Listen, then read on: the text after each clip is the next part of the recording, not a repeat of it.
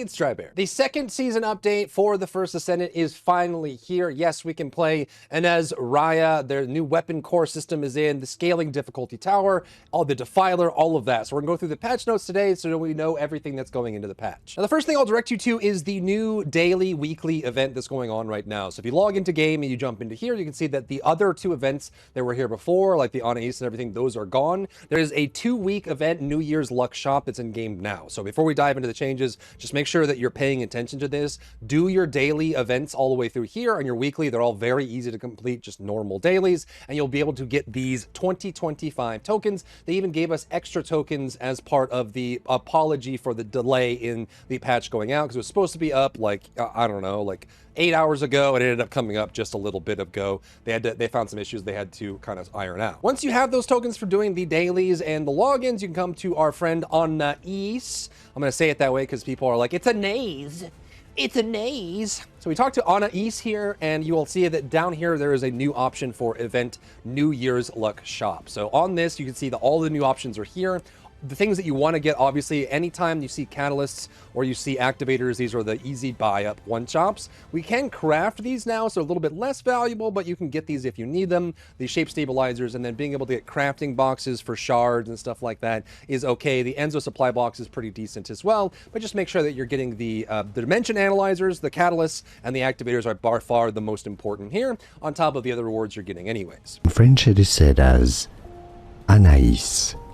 Anaïs. It sometimes often has 2 dots.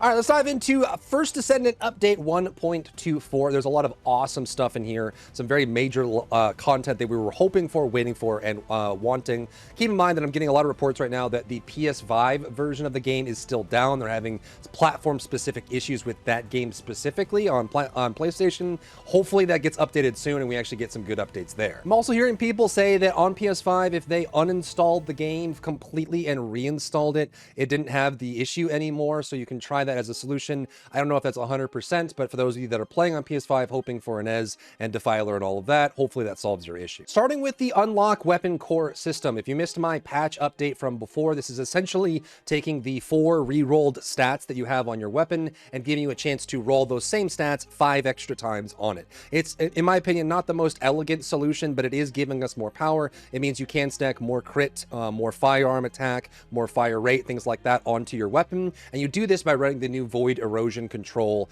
system. Once you run that and complete it, you'll get these cool little materia looking jewels from the game, and you'll be able to use those to apply the reroll to your weapon, which will make it stronger. Keep in mind that you have to be Mastery 18 in order to access this. The quest will be available through the Descendant instructor inside of Albion, and you have to have a level 100 weapon and 1 core binder to unlock the core and then start using it. Once you unlock the core using the correct weapon in the core binder, you meet the conditions. 5 slots will be unlocked. Each slot has an assigned core type, which will have different stats available based on the core type that you roll, and you can equip core items that you can use through the core slot type and be able to dismantle and whatever. But when weapons that have unlocked cores cannot be dismantled or sold, so once they're there, they're locked in. Hopefully this doesn't stay, because I feel like this is going to get kind of unruly over time, but it's something to keep an eye on. Firepower augmentation applies separately for its specific weapon type, so whether it's a sniper rifle, launcher, explosive, that sort of thing. Hit augmentation, which is another category for crit rate, crit damage, and weak point damage as well. Attribute augmentation is a separate category for the elemental bonuses. There is tactical augmentation, precision augmentation, special augmentation, and free augmentation. So all of these are available for the cores you can put on your weapon. And again, but that's like 95% aside from like additional recharge time on your grappling hook or movement speed. It's basically the same stats that you would normally get on your weapon. So you can just use those as a reference point as you're looking to equip your cores on your weapon itself. You obtain the materials from the core binder, like for the core binder drop inside of Void Intercept Battles, the Void Abyss, and Infiltration Operation. The Particle Disruptor is an item for the core replacement and can be crafted through research after collecting Void Abyss metal fragments. The core items themselves, like so those little materia pieces, come from Void Erosion Purge. You still want to be doing all of the same activities you're normally doing: Void Abyss, Intercept Void, the Infiltration Operation 400%, and then the new Void Erosion Purge. And all of these will be required to do the full process of like setting in the new cores into your weapon to make it stronger. They also added a flat fixed element onto the weapons, and I haven't had a chance to fully test this yet, so if it's worth it, I might put out another video later going over this, but these weapons are going to have a fixed value of element on them by default, which you will see on the weapon itself in game. So if you actually go in game, you see my hammer and anvil. I actually built this out with really good rerolls for a chill weapon, and I was going to use it on like Infernal Walker, and then after I spent like 2,000 of the reroll materials, they announced it as being a fixed electric weapon. Now it could be that these don't actually have an interaction on the element itself, but you can see on the default list for the weapon itself, it does have the element on it specifically, so you know that it is a fixed element for that weapon, and they said it is extra damage. Actually, screw that, I decided to test it while we were filming this video anyway. So the way the system works in the First Descendant, I know there are a lot of people who are saying that, hey, they came out and said it'll be bonus damage, don't worry, there won't be any bad interactions based on this change, but that's actually not entirely true. So I have right now one of my favorite weapons, the Wave of Light, which I had Toxic on it because I liked using it on electric bosses in general. So it rolls a flat amount of Toxic. Now, they also have, as you can see here, they have converted Wave of Light into a base fire weapon. So on this, I have 4,537 Toxic attack damage and 24,215 fire attack damage. So now it has both elements because one is on my stat reroll and one is the new fixed element that they've added to this small list of weapons. Now, when I was talking about this for the patch notes show, people were saying that they came out and said it's going to be an extra damage number. Don't worry about it. And I was still concerned about it, and I had good reason to be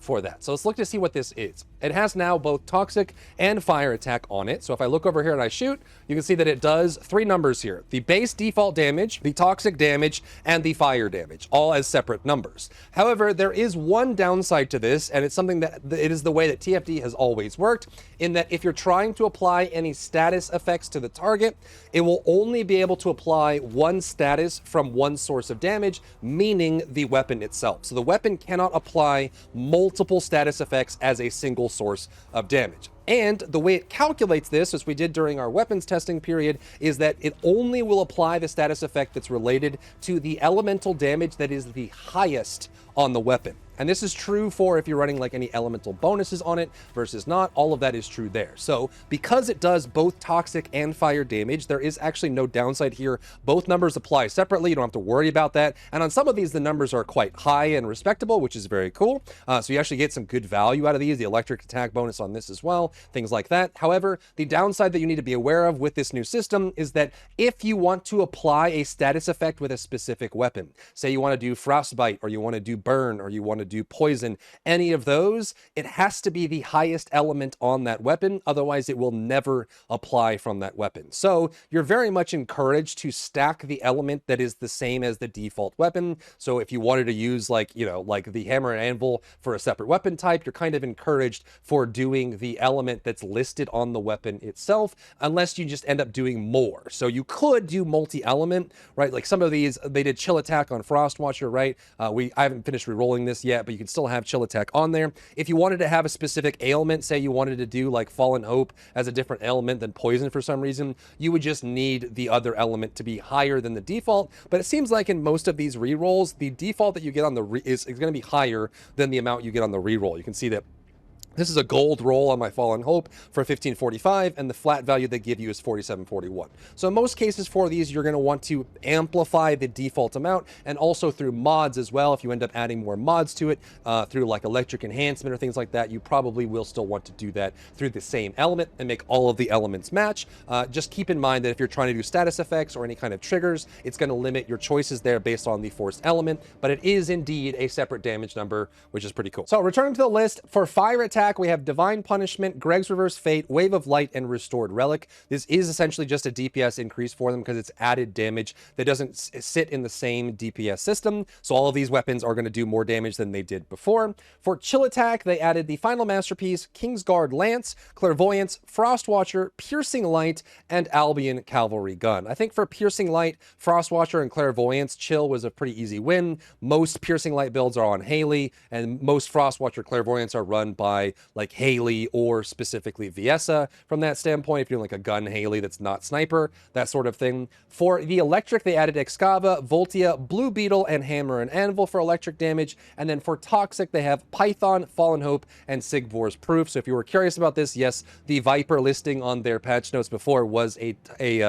mistranslation. It is actually just the Python that has toxic. So again, these are great choices for now doing like gun platform builds with like Glay, for example, or the Haley gun platform. You can do that very easily with these, and they're very good for countering specifically Colossi that have an element. So if you were to try and counter Defiler, you could run with probably Hammer and Anvil or Blue Beetle would be your best choices here, considering Excava did not get a buff since it lost its seasonal buffs, and Voltia has okay single target damage, but mostly is good for AoE. Then the headliner of this patch is of course going to be Ines Raya, the Thunder Snare. So she is available in game, and you earn her by doing the hard void vessels, and you want to make sure you're using target rewards for these. So basically the way they did this is for the void or the void vessels from the start of the season, normal is where you will get Keelan parts. So normal will get Keelan parts from here, and in order to get Ines parts, you have to do the hard variant. For all of the materials for Ines, they also all come from the boxes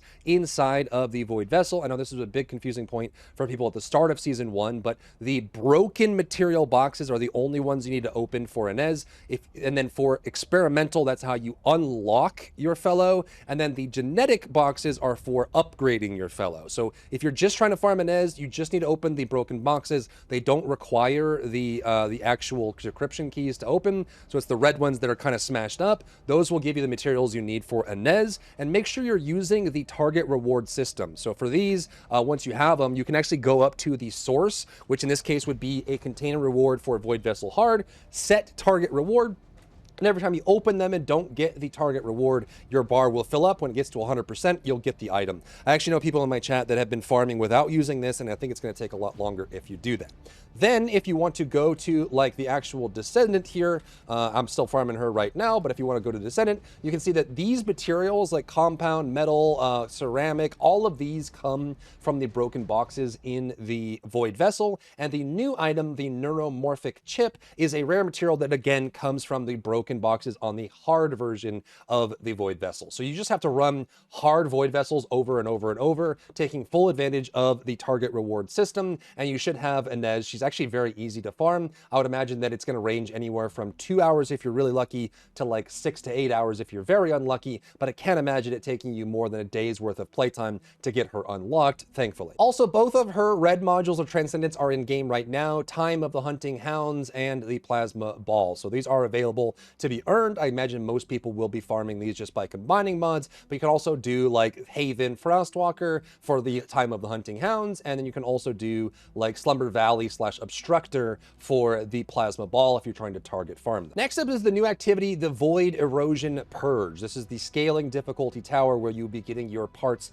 for your weapon cores. It's a little confusing at first because you just have to go to the dungeon, the infiltration operation thing here in Albion. So come up here, and when you open this up, you'll have the normal infiltration, the hard infiltration, and finally the Void Erosion Purge as an option to start going through. And you can see that there are a bunch of floors. There's 20 floors to go through here, and these will have separate matchmaking tiers as well. You'll notice that as you click through, the matchmaking becomes private or public, and that's just to limit the amount of queues that are going on. So you can only queue as a public option for specific tiers. So it's like 1, 5, 9, 13, 17, and that's it. And so if you're on one that's higher, you just have to go back down and then work up with other people if that's what you're looking for. And these, of course, are the materia items you'll be socketing into your weapon. Now, we already went over the weapon core system, which is the kind of core of what this weapon core thing is going to be the Void Erosion Purge. There are 20 stages in total. Players start at stage 1, and the rest of the stages are locked, and you have to work your way up to the end. After starting the Purge, you'll need to defeat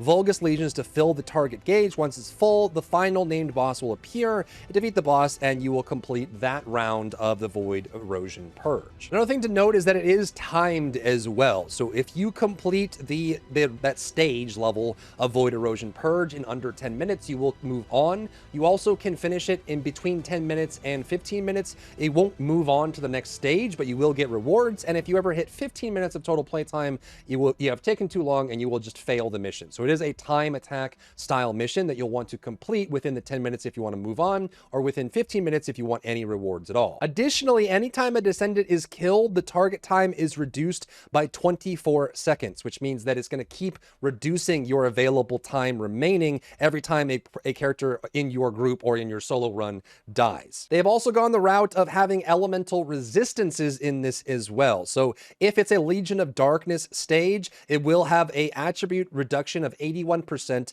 on fire. If it is a Legion of Immortality stage, it'll have a attribute resistance of 81% on electric. And if it's a Legion of Truth obstruction, it will have toxic reduction of 81%, which it seems like you could just run chill for these. just run Viessa and clear the whole tower, because it doesn't look like there's any resistances for chill in general, but there is for fire, electric, and toxic. Next up is the Void Intercept Battle Void Abyss Defiler. So this is basically the Devourer boss fight being added in. The Infernal Walker is now removed from the game. However, the rewards for the Infernal Walker are still going to be available at ETA. Once he pops up and you have the green tickets, you can still get those rewards, and the new rewards will be available starting tomorrow as well for the Defiler. He is a brand new one. From what I've heard, based on the testing that has been done, he's not super difficult. He does have a brand new attack, but it's just going to be just like Infernal Walker. Not a lot of crazy mechanics to manage. You're just trying to survive his damage and deal enough damage to finish him within the time limit. He is a toxic based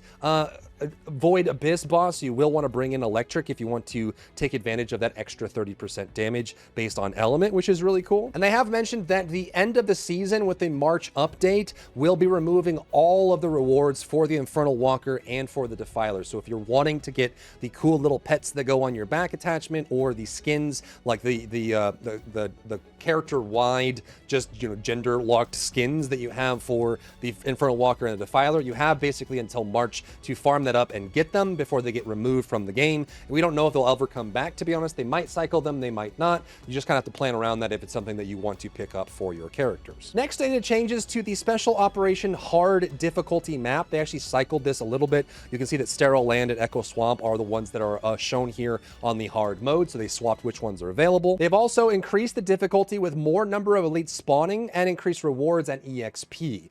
It was also just a little bit too easy and really not worth doing XP wise over the normal special operations, so they decided to increase the difficulty but give us more rewards from it. And they added the super saturated solution, which is a way for us to craft the new advanced shape stabilizers by running this, which gives us another reason to run this kind of content. They also added the support request bulletin, so people can ask for support on a specific mission and people can answer the call in game using the in-game menu. There's also some new updates to ETA-0. He's not available right now, but they extended the availability of ETA-0 by an extra day. So previously it was from late, just before midnight on Thursday night PST, and then it went to Sunday night. Now it's going to go to Monday night. So it goes from Thursday night to Monday night. You have an extra 24 hours. I don't know why Mac just decides he wants to jump off the cliff, but so it's going to be an extra 24 hours of time for you if you're trying to use ETA. So it goes from Thursday night to Monday night now, which is a really cool change. And he's also going to have Sigvor's Proof, which was Battle Pass 1's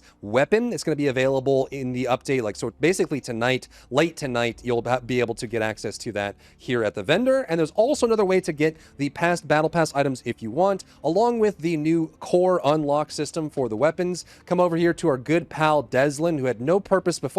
Now he has a equip core option. So this is how you do the core equip for your characters and for everything. And then on top of that, there's a trade limited weapon option as well. And this is how you will get the Sigvor proof pieces, by coming through here and unlocking that. And if you're wondering how to get the coins that allows you to buy old Battle Pass weapons, it is through the new SOS Flare support system. So if you have never used this, you just kind of come out of your spawn, come over here to Eckert, Mr. Guyman, come over here and click status of supported requests. When you click on this, there will usually be status reports, like people are asking for help with a mission, and you will get 2 golden coins for helping someone with a normal mission and 5 for helping someone with a hard mission. So if you're trying to get those old Battle Pass items, you just got to help people with the new support system. They also went live with the character updates that we saw from the preview, and some of these are actually different than what they'd showed originally. So the first one that you can see here is from Valby. They reworked the laundry bomb so that it can increase its own size, and you can actually have a large one of these. However, what's kind kind of weird about this, and while this is a really nice update to her laundry bomb,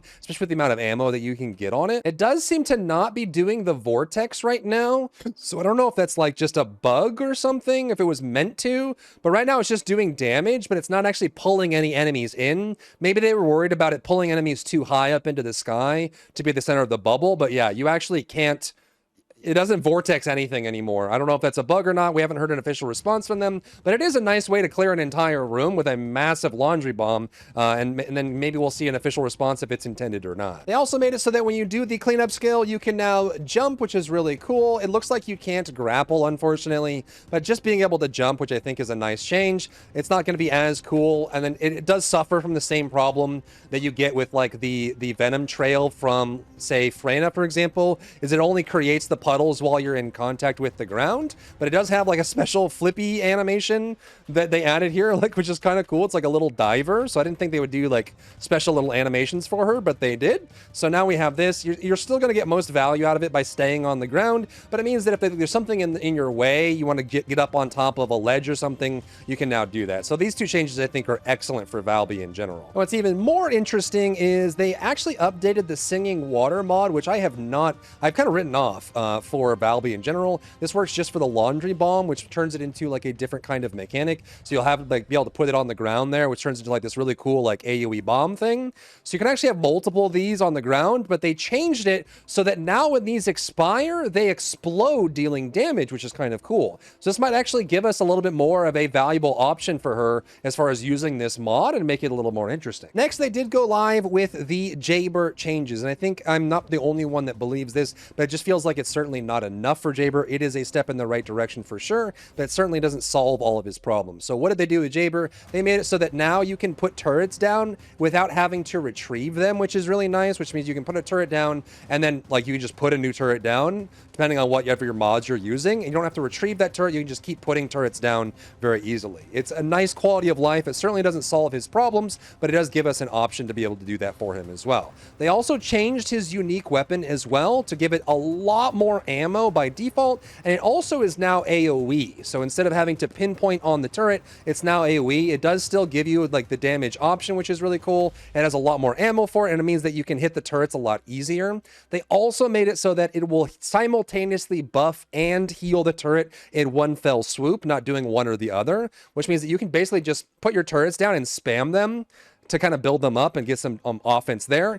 Not really any like substantial damage increases for him or overall functionality, but it does give him a little bit more usability, and hopefully they'll continue doing more updates for him to keep him like more in line with the other Descendants. Next is Luna, which actually got more changes than we thought based on the demonstration that they had for us on the dev stream. She actually got a lot more changes, and I would say that Luna is actually in a much better position than she is now. There's a couple changes I would still like to see on her to bring her more in line with just kind of the usability, but there's just a couple things that you can do with this that feel really good. The general of this, because it's a very large list of changes, so I'm just going to summarize it for you, especially for the people that don't play Luna at all.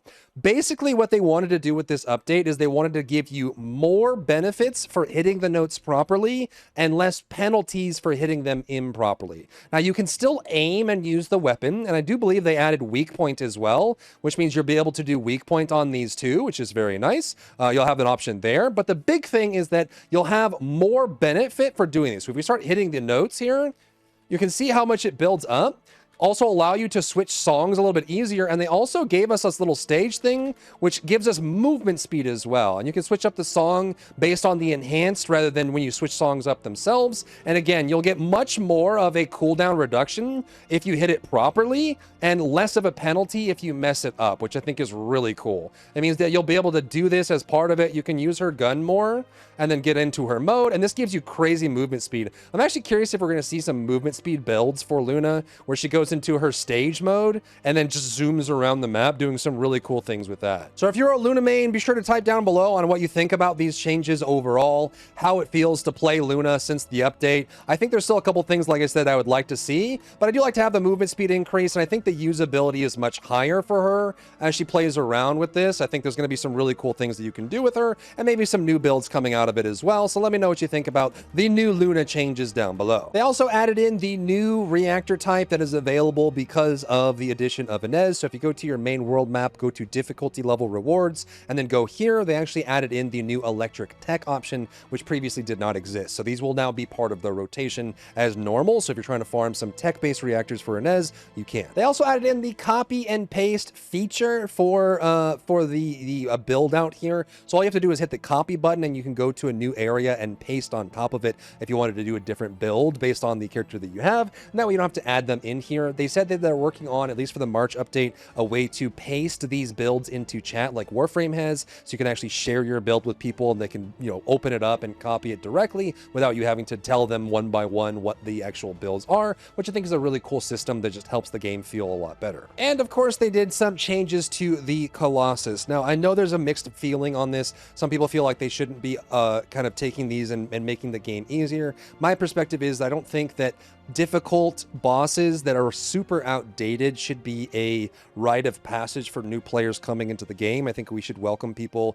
into the game and that the newest content should be the thing that people are striving for. So they have made some changes here in general. Obstructor and Frostwalker can now be queued for solo. It means you can go solo. You don't have to wait for a match to pop up and you're not kind of beholden to whatever teammates you get for that as well. So you can very easily jump in and start burning that down if you'd like. And they improved the performance in solo mode based on the mechanics that are available. So they modified Obstructor so that it spawns portals based on the number of players at the start of the intercept battle. So the number of rocks during the intermission for him is going to be related to the number of players inside of the battle. Before it was one portal with a lot of rocks coming out. Now it's going to be one portal for every player with less rocks per portal. So if you have a full group doing Obstructor, it'll be 4 portals to defend against. And if you're doing it solo, it'll be 1 portal with way less rocks coming out of it in general, which is going to be really nice for picking that up. Obstructor now enters the frenzied state less frequently as well. And the void lockdown, that little cube prism that locks down 1 player,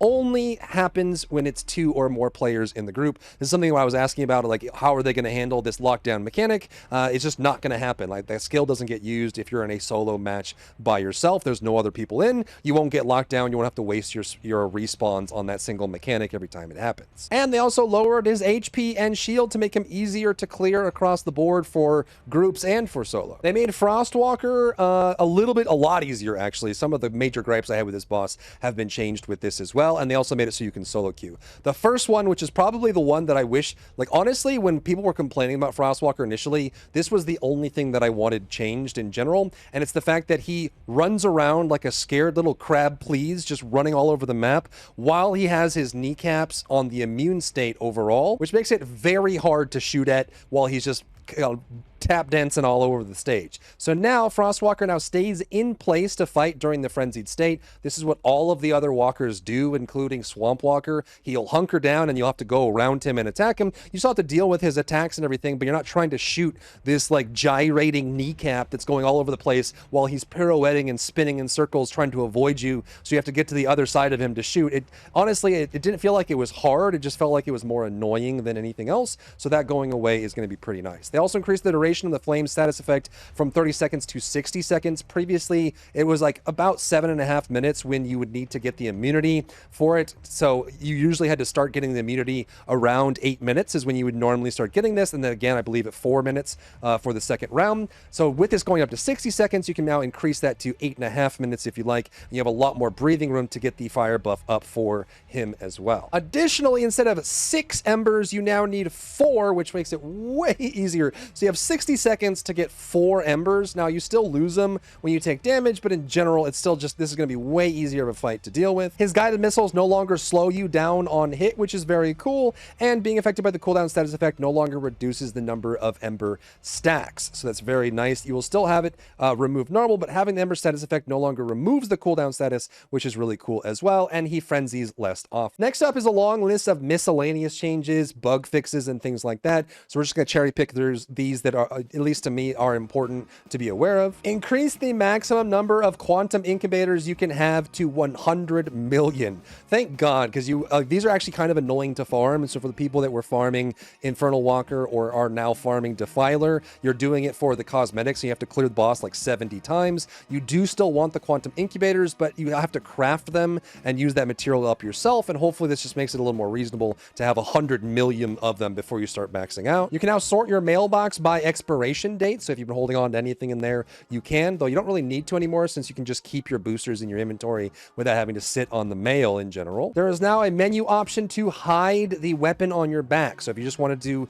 show off your skin more and not have the weapon there, you can actually just completely hide your currently equipped weapon from your back by going to escape menu, options, screen, display settings. They updated some of the placements for gas tanks and Vulgus bombs. I don't know if this is going to matter too much, but hopefully they'll just be in some cases where you can shoot them and get them to blow up. Ever since they made the change where AoE doesn't hit them anymore, it does kind of make it a little bit more targeted, but some of them are also just way out of the way, so depending on where they get placed, they might be a little bit more usable. We'll just have to see how this actually works out. This is a big one. Change the sphere immunity mechanic of commander monsters in some content to the sphere mechanic just in general. So Jeanette, the best a man can get, Nekbet, and Nazashra all have had their sphere immunity mechanic changed to the sphere in general for like Seed Vault 400%, the Outpost for Corrupted Zone, and then the Albion defense as well. You also have the Vrignid, Goroth, and Vervez having all of those changed just to make it a little bit more. I think they're just realizing that people just don't like the sphere immunity mechanic at all. And lastly, they did a performance pass with this update, so let me know how it is working for you and what platform you're playing on. The memory usage across all content has been optimized. It's one of my biggest gripes with the game is just that when it's running in the background, it usually tends to eat a lot more memory than most games of its type. It is a very photorealistic, excellent looking game, so you would expect it to consume more, but I still think it's way over budget in general, so hopefully with these changes that improves bit by bit. And aside from that, they just did a whole bunch of bug fixes in general, texts, translations, things like that. I'm not gonna go through all the bug fixes, all of these here, but I'll leave a link down below on the patch notes if you wanted to check it out. So let me know what you think about this patch. A lot of cool stuff going in. We now have something to grind with Ines. You now want to go and do the new Defiler missions, the new Void Erosion. Our weapons are stronger, so some cool stuff going into it. Let me know what you think about the Season 2 update number 2 down below. If you found value in today's video, leave a like down below, leave a comment for the algorithm to help this video get seen by more people, and don't forget to check out my other channels for other content and other stuff and other things.